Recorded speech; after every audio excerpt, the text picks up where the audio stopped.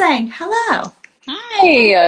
It Hi. worked. It worked on the first Yay. try. I know, that's amazing. Yes. I'm always shocked. Yeah, same. Yes. Well, thank you so much for joining us this morning or afternoon, your time, I don't know. For me, morning still.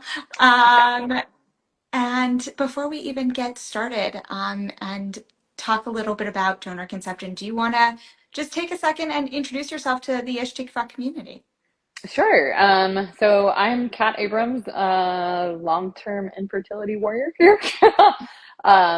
So yeah, I have lots of experience with all things infertility and been going through this for a long time. So happy to share anything that anybody wants to know. I have a very open story. So Well, we so appreciate you being here. And I think that the piece that I appreciate the most is that not only have you opened up and shared your story, or are willing to now open up and share your stories, that you've used it as an opportunity to help other fertility warriors, fertility friends who are struggling, to make sure that they're not alone on this journey. And for that, we are so grateful to have you as a mentor.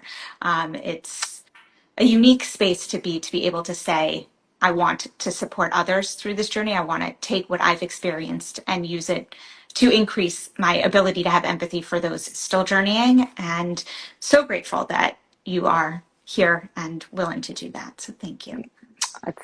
it's I get more out of that I think than I give. So I always said like if I survive this, I want to reach my hand back and like bring others to the other side with me. So thank you for giving me that opportunity.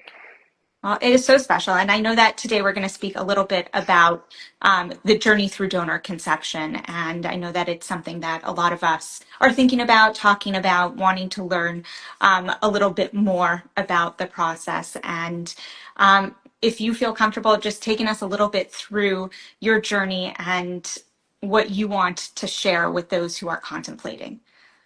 Yeah, sure. So I'll just kind of like give some like broad strokes of how we got to donor conception. So I had a child through IUI, and then I was diagnosed very early on with DOR. So we were in a rush to have, we wanted a bigger family, so we were in a rush to have kids. So I started with IUI. I was able to have a child. We moved on to IVF when I went back for my second child. We went back for a third child, and our last embryo, I got pregnant with it, but we lost that baby halfway through pregnancy. We were not able to create any more embryos using my eggs. I, at that point, was not ready to end my motherhood journey there. And so we brought up the possibility of using donor eggs. My husband was not for that in the beginning, but after we had a loss, he was more open to it. And so that is how we got started with trying to find a donor. So we found a donor very shortly after losing our baby. And I think it was maybe like 4 or 5 months, very quickly afterward. Um, we had a fresh transfer we had a fresh, they call it a fresh donation. So we hired an egg donor. We collected all of her eggs that she donated. And it was maybe 4 or 5 months after losing our daughter, we had transferred an embryo using the donor eggs. I got pregnant off of the first transfer. So my donor conceived daughter is almost 2, and we decided we had 4 normal embryos from that round, and we decided to go back for one last child. And so I'm currently expecting my second donor conceived daughter. Wow.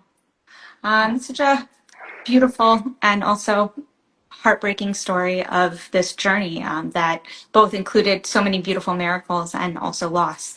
Thank you for opening up and sharing that piece. I think that the question that so many people contemplate as they're on this journey, and I know that you kind of crammed it into 2 minutes, which I know was not the thought process that went through your mind as you were journeying through this. But I think that the question that we hear often is, what was it that allowed you to jump from not sure if we're going to be able to do this, to this is the path we're choosing? And I guess less of what was maybe your exact process, but more of what's some advice you would give someone in hindsight, looking back at that process for yourself, for them as they're processing that jump, whether they're both on the same page, if they're in a couple, or neither of them are ready, or as you explained, one is on and one is not. Yeah. Yeah. Yeah, so I would not do it the way that I did it. Hindsight, I made a lot of mistakes in my journey to using donor eggs. I don't regret a minute of it, but I would do it differently, knowing what I know now. I highly, highly recommend, before anybody pulls the trigger on this, that they find a knowledgeable therapist. A lot of fertility clinics offer them. Mine does not. And actually, the whole area that I live in, there's not a therapist that's familiar with donor conception. So finding that therapist might be challenging, but they do exist out there. Sometimes they're in other states, but they're willing to consult with you via a Zoom call or something. Yeah. But that should be the first step, is talking to somebody that is well versed. Obviously, you and your spouse need to be on the same page, or you and your partner need to be on the same page. It's luckily my husband and I were able to get on the same page, but I think couples that have one partner that feels very strongly one way and very strongly the other way, that can be, again, something that you probably want to work through in therapy, but that can be very difficult. Obviously, you don't want to have some sort of holding a grudge against one of your partner or whatever. But that would be my first piece of advice. We didn't know that there was a difference at the time, because I did not do my due diligence. I did not research this, and my clinic was not. They helped me rush along just as quickly as I wanted to go, and I would have chosen, if I could go back in time, I would have chosen a known donor instead of choosing an anonymous donor. There are a lot of things to consider when you go through this, and I do not recommend anybody rush through the process.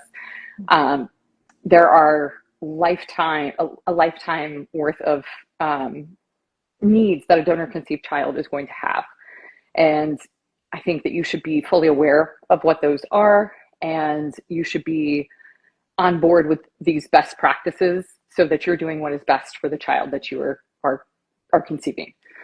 Yeah, 100%. You're sharing such important points, and I think, just to summarize and make sure I'm even capturing all these incredible nuggets of advice. So number one that you had shared, if I'm understanding correctly, is that finding somebody, a therapist who is well-versed, well-trained in this space is so important, because there's so much you need to know. And most of us don't come in having that knowledge, but having a guide, someone to listen, someone to guide, someone to support through that process is so important. And I think that, shout out to you as a fertility friend who does that for people as they're processing this journey, and also for the support group that we have for those contemplating and pursuing donor conception, not in lieu of, but in addition to finding a therapist, are also great places to meet others who have that knowledge base, or are in a similar boat of contemplating and pursuing this journey. Another piece that I heard you say is that for those who are on different places in this journey with a partner or spouse, coming together and either processing through with a therapist, or finding ways that one can process through it on their own together, is so important. Jumping in when you're not both ready can lead to a lot of bumps in a road that already could be very bumpy, and so important. I think it all kind of rolls back to that one piece that you were saying: don't rush into this. This is a decision that has beautiful and big ramifications. And going in eyes wide open is so important. And that includes being prepared yourself, right? Am Yeah, I absolutely. okay? Just Oh, making you sure summed that up very well. I'm sharing this back exactly how I'm hearing it from you, but you're going in eyes wide open. So that means that you're prepared. That means you've worked through this with a therapist, you've consulted with experts in this field, whether that is through your fertility clinic, privately, using a concierge, working with a donor bank, whatever that looks like for you, it's making sure you understand what you're about to embark on. Number two is you and your partner, or you and your spouse, if you are in a relationship, are both on the same page about this. And then number three that I heard from you is that in choosing a donor, that is a big piece of this process, and that there are multiple options in how we choose donors. Today, I think we're tending more to all donations are open, because we live in a time where even if we don't directly know, we can find out. And so having that, what I heard you describe is that the needs of this child, understanding their genetics so that you can support them through life, is so important. And so having the ability to make that choice. Did I understand everything you said so far? Yes, yes. That way there are no surprises Yeah. down the road. Yeah. Yeah. And in life, I think that we always have surprises, regardless of how prepared we are for anything in life, whether it is having a child through donor conception or not. I think surprises come up, and we try to be as prepared as we possibly can, but it's okay to get a surprise and then work through it, right? Yes. There are support resources available, I am sure, through all those that you've described already: therapy, the clinic, and at some point your child's pediatrician, that can help you work through any surprises that come your way. Yeah. Okay, so you've now described this most important piece of you need to consult with others before you do this. What other big advice would you share with someone as their like must do as you're on this journey? I I would also recommend finding some donor conceived children and having some interactions with them and learning about their experience um, and really approaching it with an open mind instead of so when I was first talking to donor conceived people, I had a lot of my own issues to work through. Mhm. And I was very closed minded about it at first because everything was so personal. And I really, I probably I needed that therapy piece. It was very important to help me work through my own emotions. But keeping an open mind and not taking the negative things that they say as a personal attack against you, Yeah. but instead using that as a guide to learn from, so that you don't make the same mistakes with your own children. Um, in the donor conceived world, the recipient parents, which I am, and the donor conceived children, there's it's almost like a little rift. There's a lot of resentment from donor conceived children who found out later in life Mhm. that they were donor conceived. So, you know, very, very big piece of their identity was kept from them. And I think as recipient parents, we have to understand like that is trauma for a person to go through. And so a lot of the feedback that we've gotten comes from people who are very traumatized by an experience that Mhm. people like me created for this child, you know? And so I feel like having an open mind, working through your own feelings, and really listening though to that community is very important as you start thinking about using donor conception. Yeah. And it sounds like, from what you're describing, that it's informative in how you choose to share, knowing what hasn't worked maybe for these donor conceived individuals helps inform what we now know as best practices in how to raise children who are donor conceived, and hopefully a lot of the trauma that existed in past generations, we're learning from to help prevent. Exactly. Not that every child has some trauma, right? I think that the one I read this once and it really resonated. There's no such thing as a perfect parent. Our goal is to be good enough, because perfect parents, firstly, you drive yourself insane to be that. But it creates an insanity for the child as well. But if we can be good enough and try our best and put our best foot forward, and it sounds like by engaging with the donor conceived population, you're empowering yourself with that knowledge to say, I'm going to do my best. And I'm also open to having therapy for my child, because I'm human and I will make mistakes, and I will help them process through it by bringing an expert in. But it sounds like, from what you're describing, that it's such a beautiful thing to be able to connect with those who have experienced trauma and learn from it, so that you can hopefully mitigate some of that for your child. Yeah, and I like to look at them just through the lens of, this is a person that's just like my child. Mm-hmm. And I think that, like, that softens things for me, like, this is just a grown-up version of somebody that's just like my child. Yeah. But yes, connecting there with an open mind. Yeah, Yeah. And having everything. compassion. I like how you summarize that. And it's having compassion and understanding that someone else's mistake is not necessarily yours, but that doesn't mean you can't listen. They're not, as you described, they're not upset at you. They've experienced trauma. And I'm sure that in sharing with you, it's partially healing for them as well. Absolutely. Yeah, and like you said, as parents, we're all going to make mistakes. I'm committed to the idea of introducing both of my daughters at some point to a therapist, just because there are going to be some unknowns that, like, this is new for me too, Yeah. and I'm prepared to, like, get help from them when I'm not the source of that help. But we want what's best for our children, right? And trying to always be open to knowledge and learning, and if there's new ideas or new thoughts, just being open to that. Yeah. And having that, I don't know, it's I feel like that is the best way that I can parent, because there are so many unknowns, and there will be surprises, like you said.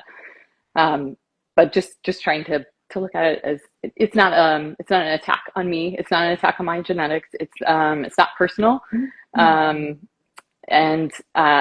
there are a lot of my own emotions that I've had to work through, and a lot of us recipient parents have a lot of infertility trauma. We have a lot of grief over losing our genetics. There's lots of emotions on our end. But if once you have a child in this world, their needs need to come before yours. So. And back to that piece that you had said, the importance of therapy is that because we do have all these needs and they're normal, and it's very normal to process through them and so necessary. And I think that naming all these emotions that come up enable us to make that choice to say, like, I can have all these big feelings and still be okay making this choice. And that I may find healing on this journey, and sometimes I may get triggered again.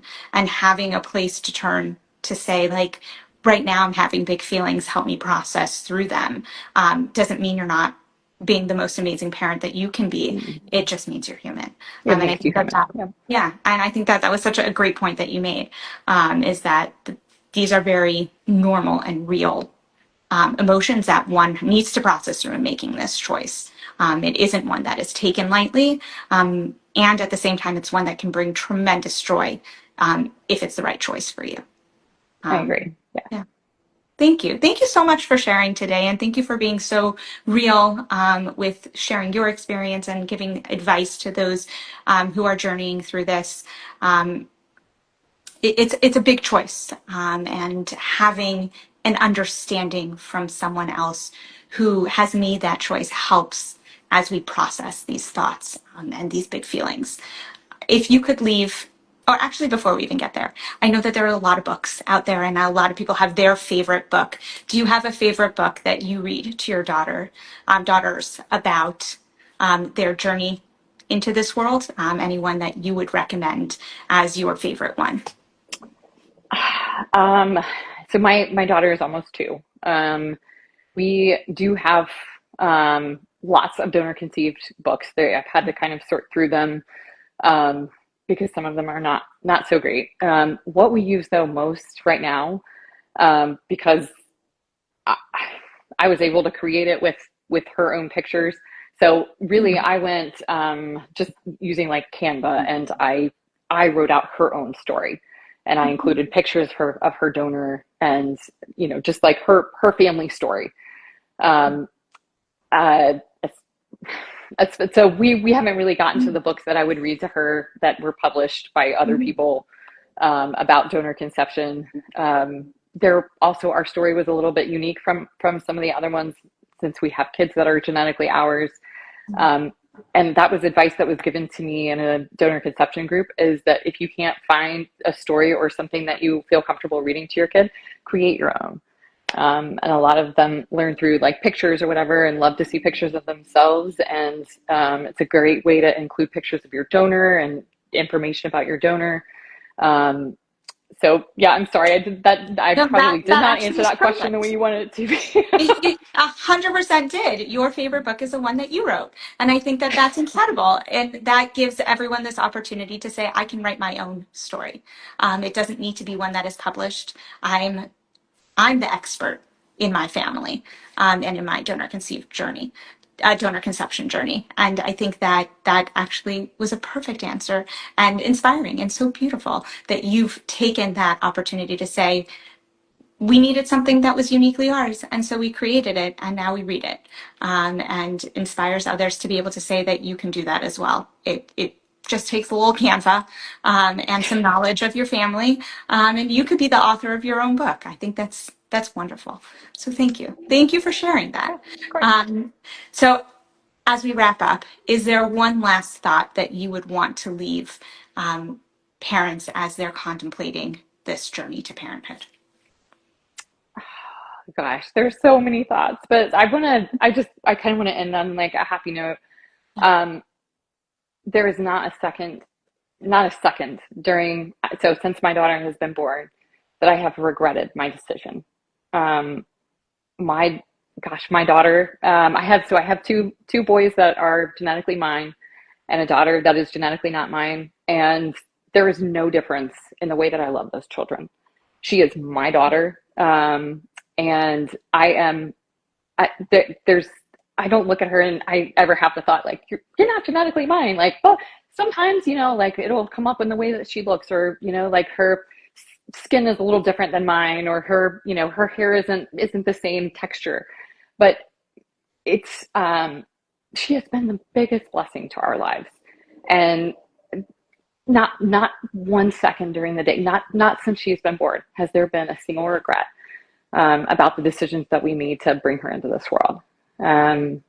Absolutely, it's been the most beautiful journey of our lives. So, Thank you for sharing that. Um, yeah. yeah.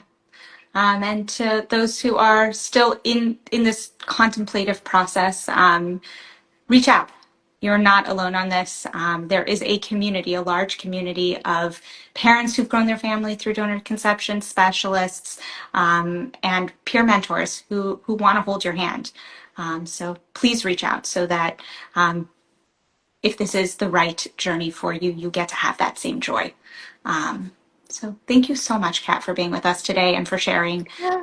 and for making sure that others on this journey have that information and are held through the whole process. Yeah. Well, thank you for asking me to talk. So, Of course. Have a great day. all right, you too. Thank you so much. Thanks.